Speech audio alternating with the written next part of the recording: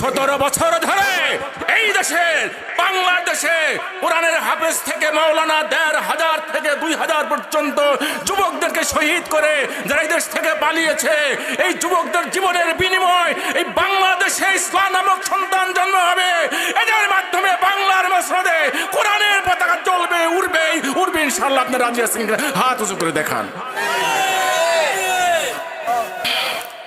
মান জালাসা মাআল আলিমি সাআতাইন, ঠিক বলেছি? যে ব্যক্তি একটা হক্কানি আলেমের কাছে কিছুক্ষণ বসলো, কিতাবুল ইলম থেকে হাদিসটা বলছে, ও কালিমা মিনহু সামিয়াতাইন, তার কাছে কিছুক্ষণ কথা শুনলো, ও আকালা মিনহু লুকমাতাইন, তার সাথে বসে 2 লুকমা খানা খাইলো, ও সাল্লা মাআহু রাকাতাইন, তার সাথে 2 রাকাত জামাতে নামাজ আদায় করলো, 2 রাকাত জামাত নামাজ আদায় করলো, মিসলুহা কা মিসলি হাযিহি দুনিয়াতাইন, সে 2টা জান্নাতের অধিকারী হইল। ঠিক কি না?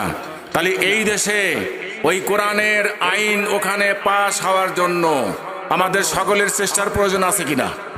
যারাই যাবে সকলেই মুসলমান, তাদের কাছে দাবি থাকবে আপনারা যেন আল্লাহর কোরআনের আইন সেখানে বাস্তবায়ন করেন। ঠিক কিনা? আমি ওদের ভাইকেও বলবো, ঠিক আছে কিনা? এই জন্য ইনিল হুকমু ইল্লা লিল্লাহ, সৃষ্টি যার আইন তার।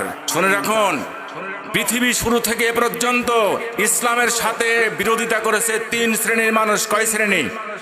1 নম্বরে রাষ্ট্রশাসক, 2 নম্বরে ধনী ব্যক্তি মানে অর্থ সম্পদশালীরা, 3 নাম্বার করেছে ধর্মের নামের 1 শ্রেণীর ব্যবসায়ীর দল। এখন রাষ্ট্রপ্রধান কিভাবে এর দুশ্মনী করলো দেখুন। সুলতান মাহমুদ গজনবীর ভারতবর্ষকে 17 বার আক্রমণ করেছে, কথা ঠিক কিনা?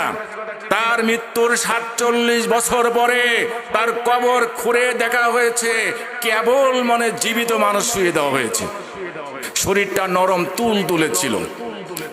সুলতান মাহমুদ গজনবীর ডেকে বলছেন তার উপদেষ্টাদেরকে, তার বডিগার্ডকে ডেকে বলছেন, ভাইরা আমার, এই মাঠের ভিতরে পাগড়ি আর টুপি আর জুব্বা দিয়ে ভরে গেছে লোকগুলি কারা? উপদেষ্টা এবং তার বডিগার্ড বলল, স্যার, আপনার দেশের ভিতরে এমন একজন মানুষ আছে, তার নাম হচ্ছে আল বেরুনি। বলুন সুবহানাল্লাহ। ওকে দেখার জন্য, এক ঝলক দেখার জন্য তারা লাইন ধরেছে। আমার ভাইয়েরা, 12টি বছর ধরে আল্লামা সাঈদীর উপরে যে জুলুম নির্যাতন করা হয়েছে, একটা দিন যদি ওই বাংলার যে কোনো জায়গা মরুভূমির ভিতরে যদি সাঈদী সাহেবকে দাঁড় করায় বলা হতো, এক ঝলক দেখে দাও, বিনা দাওয়াতে বিনা খরচে কোটি কোটি মানুষ হয়ে যেত। কথা ঠিক কিনা? সুলতান মাহমুদ গজনবীর বলছেন, এতগুলি মানুষ কেন আসলো? তার বডিগার্ড বলছে, স্যার, ওই আপনার দেশের ভিতরে হক্কানি আলেমকে দেখার জন্য এসেছেন, দেখলে কি হবে? উনি বলছেন, আল্লাহর নবী বলেছেন, আমি যখন থাকবো না, একটা হক্কানি আলেমকে যখন মানুষেরা দেখতে যাবে, তারা যেন মনে করে বিশ্ব নবীকে দেখতে যেতেছি। শুধু তাই নয়, আমি যখন থাকবো না, তারা যখন হক্কানি আলেমকে মহব্বত করবে, ভালোবাসবে, তারা যেন মনে করে আমি আমার রাসূলকেই ভালোবাসতেছি। তাহলে সুলতান মাহমুদ বললেন, আমরা পৃথিবীর মানুষের উপকার করি, আলেম ওলামারা তো খালি দাওয়াত খায় বেড়ায়, এরা আবার এত সম্মানের পাত্র কেন? এ যত মানুষ বিনা দাওয়াতে আসছে, আমি দাওয়াত দিয়েও তো আনতে পারবো না। এখন ওনার বডিগার্ড বলছে, স্যার, কিন্তু আছে। কিন্তু আবার কি? তে বলছে, এইরকম হক্কানি আলেম যদি আপনার দেশের মধ্যে থাকে, আপনি রাষ্ট্র চালাতে যাবেন, ভুল করবেন, এরা ধরে দিবে। কথা কি বোঝা গেল? এরা ধরে দিবে। কি করতে হবে? ওরে জেলখানা ঢুকান। এইভাবে করে বড় বড় আলেমদেরকে জেলখানা ঢুকানো হয়েছে কিনা বলেন? হয় নাই? হয়েছে। কিন্তু জেলখানাটা কেন ঢুকাবো, কিভাবে ঢুকাবো? তো বলছে, হ্যাঁ, ঢুকানোর সুযোগ আছে। যারা বিশেষ করে উপদেষ্টা বুদ্ধিজীবী থাকে, তাদের মাথায় কিন্তু কিছু আছে না? বুদ্ধি মানে কি? একেবারে ছাদ খালি হয়ে যা, বাম্পারে কিছু থাকে। কথা ঠিক কিনা? এত বুদ্ধি।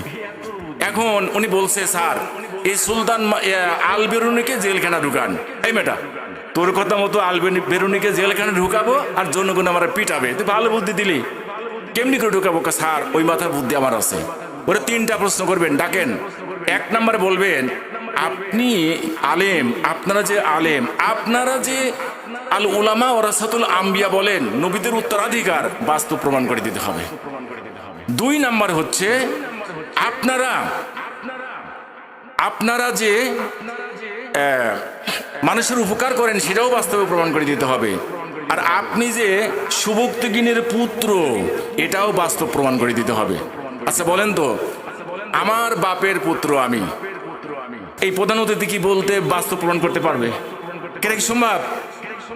এখন আল বেরুনিকে ডাকা হলো, ঘরের ভিতরে বসানো হলো, রাত 8টার সময় গিয়ে বলছেন, স্যার আপনি এই প্রশ্নের উত্তরগুলি দেন। আবার এ কথা বললেন বডিগার্ড, না এত তাড়াহুড়া করা যাবে, একটু সময় দেন, সকালবেলা উনি রাত ভরে চিন্তা করুক, সকালবেলা ওনার কাছ থেকে উত্তর নেওয়া হবে। সকালবেলা সুলতান মাহমুদ গজনবী আর তার বডিগার্ড আসলেন, সকাল 8টার সময় আসলেন।